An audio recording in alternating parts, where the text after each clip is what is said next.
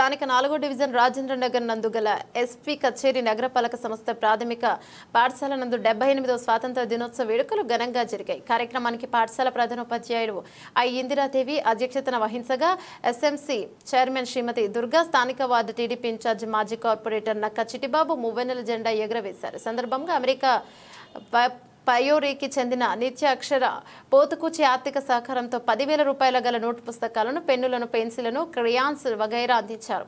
కార్యక్రమంలో C Ravi Prasad, ward నాయకులు బల్లా శ్రీనివాసరావు, కొండిశెట్టి రామకృష్ణ, గుత్తుల రమేష్, యాల శ్రీనివాస్ మరియు శ్రీనివాస్, కంకిపాటి ఉమామహేశ్వరి, ఇమ్మంది ప్రసన్న తదితరులు పాల్గొన్నారు.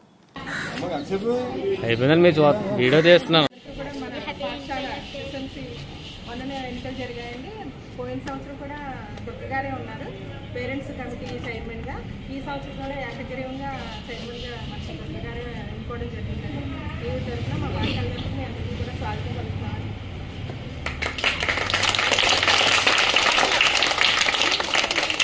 ఈ కార్యక్రమాన్ని ప్రారంభించవలసిందిగా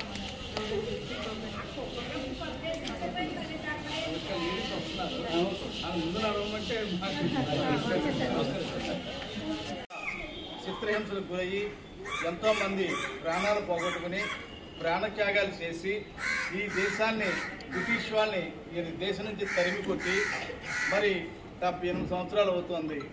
మరి ముందుగా ఎవరైతే ఈ పోరాటంలో ప్రాణాలు అర్పించారో వారందరికీ కూడా మనం ఘనంగా నివాళులు అర్పించుకోవాల్సిన అవసరం ఉంది.